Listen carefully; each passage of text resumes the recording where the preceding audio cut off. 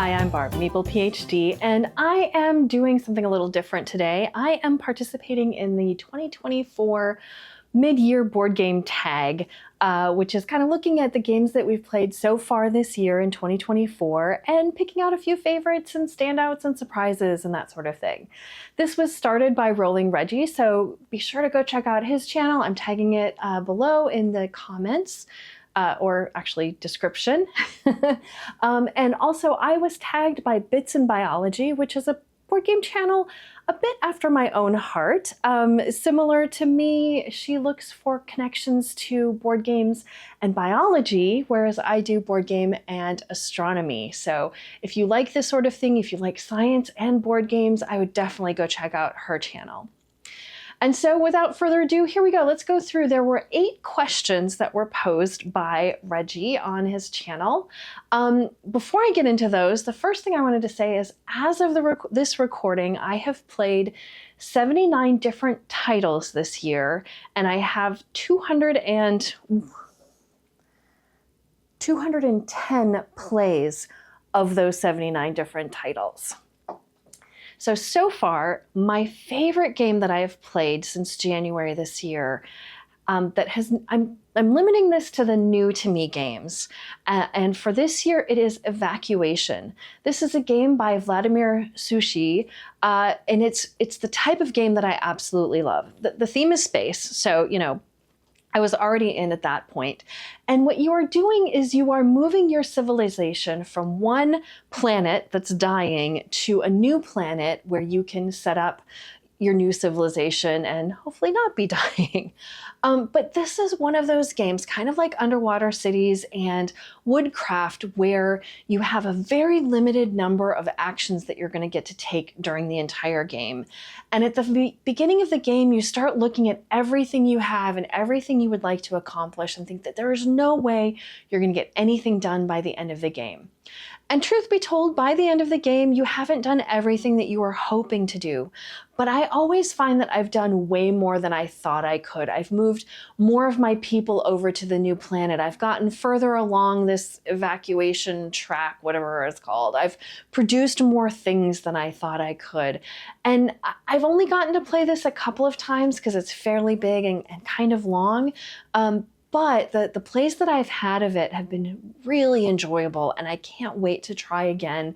Maybe with more than 2 players and see how that goes. It might prolong the game, but might also add some interesting dynamics to the game that aren't there with 2 players. But it is really good at 2 players. So that has been my favorite game so far this year, Evacuation. The second question is, what is my most played game?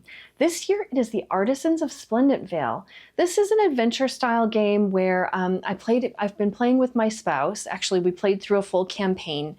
We started just before the beginning of 2024, but most of our games have been played since January. In the game, you are artisans in a place called Splendent Vale, but you are adventurers going out and looking for, not trouble, you're trying to solve trouble, but generally you find some trouble. Each person has a book that they're reading from, kind of choose your own adventure style, sort of, because you get to go and explore different things on a map and read different entries for where you're going. Eventually you'll probably have some kind of fight with something. And I really love that this game, each person has their own character. And so when you're reading something in the book, it's from your character's point of view and you're seeing something different that the other players aren't seeing. Or I had something at one point where I just had to close my book because my character got scared and wasn't going to be interacting with anything again until they got out of that area. And so it was touches like that that made this really fun. And it became my most played because my spouse and I played basically every weekend until we completed the campaign. And I've got 22 plays of this in. So that's my most played game, The Artisans of Splendent Vale. Question 3 is, what was my biggest surprise? For me, this was Boop. Now, I was visiting my family and my aunt was with me. We were looking for some games that she could play with her spouse. And we went to the local game store there and picked out a couple of things that I then taught her. I had never played Boop before, but I knew the rules were fairly simple. I also knew that it's basically an abstract strategy game, which in general I don't typically like. But the theme in this one drew me in, and there was definitely more there than I thought just looking at the game from the outside. She and I played it a few times before I sent her home with it, so I haven't gotten to play it since I was visiting with her, but I've heard that she and her spouse are really enjoying this one. So I'm really glad I got a chance to introduce them to it. And I'm glad that I enjoyed it more than I thought I would. Question number 4 is, what game's production and/or art has impressed you the most? For me, this has got to be Her Story. This is a game where you are researching different women in history and writing a book about them.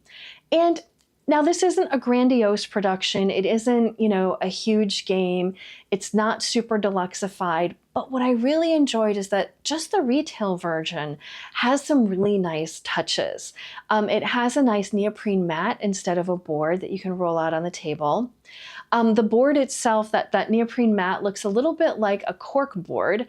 And so the player pieces where you're tracking your score look like push pins. And so that was a really cute touch.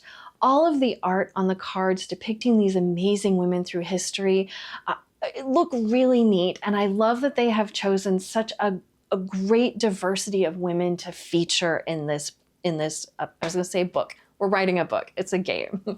But I really liked that. And the cardboard pieces are nice and chunky. They're not, nothing to super write home about, but they are, really good quality. And the thing that stood out to me is the bag that they come in.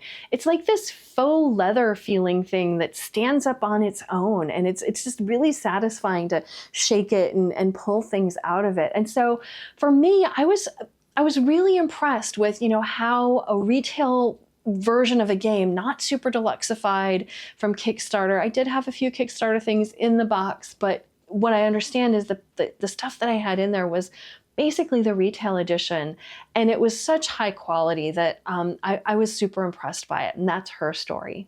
Now there's a bonus question in here following on to that. What is your game, your go-to successful game to introduce new players? For me, it of course depends on the people that you're working with and what their interests are. But one that I have had really great luck with is Cat Lady. Again, my aunt, who I introduced Boop to, I had introduced her to this many years ago. It's a game that I've played with my nieces when they were much younger, and they still enjoy the game. I've played it with my brother and sister-in-law, who aren't huge gamers. And everyone has really enjoyed this. It's such a charming game. It's, drafting in a particular pattern. You're trying to feed your cats and entertain them and entertain yourself with some costumes. It's got a whole bunch of different scoring, but the mechanisms are so simple and intuitive that I have found that this is a really great game to introduce new players to, and that's Cat Lady. So question 5 is, what game would you like to get off of your shelf of shame the most? The one that I am most anticipating getting to the table is Sleeping Gods Distant Skies. This was my most anticipated game of last year, and so it finally arrived. The Kickstarter finally arrived. I have been putting it off a little bit, in part because I wanted to paint the minis, which I have now done, but also because we're in the middle of a couple of other campaign games, and I wanted us to finish those before jumping into another one. Because I know once we start this, we're going to spend at least 2 to 3 weeks on it, on our regular Saturday board game day. At least with Sleeping Gods, we would dive in, play for 6 to 8 hours at a time, and do that 3 weeks in a row until we came to the conclusion of the story. I'm assuming this is similar to that. And so I just know that it's going to dominate our game time once we get it to the table, but it will definitely get to the table before the end of this year. Question 6 is, what game from 10 plus years ago, or 5 plus, or 3 plus, whatever, did you discover this year? So for me, the one that I discovered was Roll For It. This is from 2011. And again, it was one of the games that I found while I was looking for games to play with my aunt to teach her to bring home. This is a simple, chucking dice kind of game where you're trying to finish various cards on the table to claim them. It's fairly simple. It was a lot of fun. We played it together, and we also played it with my nieces and to kind of help my aunt learn it before she brought it home. But another game, now in fairness, I discovered it last fall under Starship Catan, or Starfarers of Catan, I think was the name of it. And it was re-released as Catan Starfarers Duel. So I played that version this year. So I'm kind of counting that. That was from 2001, the original version. This is a 2-player version kind of Catan, but it's got some really neat touches that I enjoy. You know, you have kind of the bones of Catan where you roll a die at the beginning of your turn and everybody produces something based on the number that comes up. But then that's kind of where the similarities end, because after that, you have these stacks of cards that you're going to go exploring. You're going to go on a trip with your ship.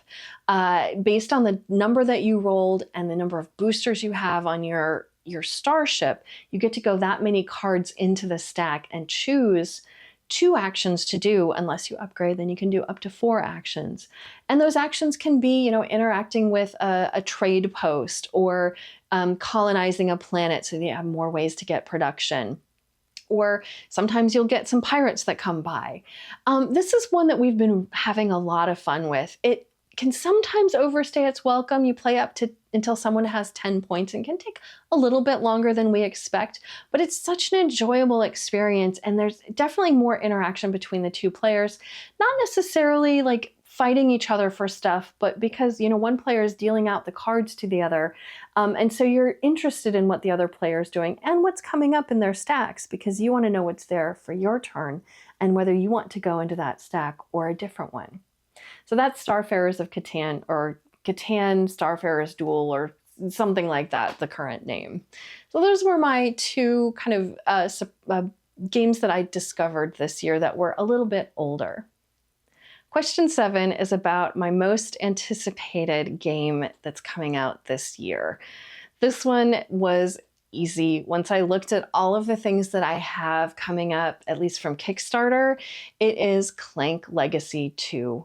Clank and all of its games are one of my favorite systems to play. And we played through the original Clank Legacy twice with 2 different groups and had such a blast that I'm really hoping that Clank Legacy 2 delivers the same kind of experience for us. And I just can't wait to give it a try. And then finally, the question is 8 is, what is my personal favorite thing that I have put on my channel and created for my channel this year? Now, I've been doing a series called Board Game Mechanisms in the Universe, where I am looking at the board game mechanisms and finding connections to how we study the universe, the processes that happen in the universe. And one of the ones that I put out this year, I was kind of proud of finding that connection. This was about the follow mechanism, where when someone takes a turn in a board game, everyone else has a chance to follow that action, usually at a lesser power, but everyone is doing something on everyone's turn. And I was able to connect this to some star formation that can happen. Once a star goes supernova, it can cause the gas and dust around it to create new stars, which is kind of a following mechanism, following in the star's footsteps. And so I was particularly proud of that one. I will put a link to it here and in the comments below.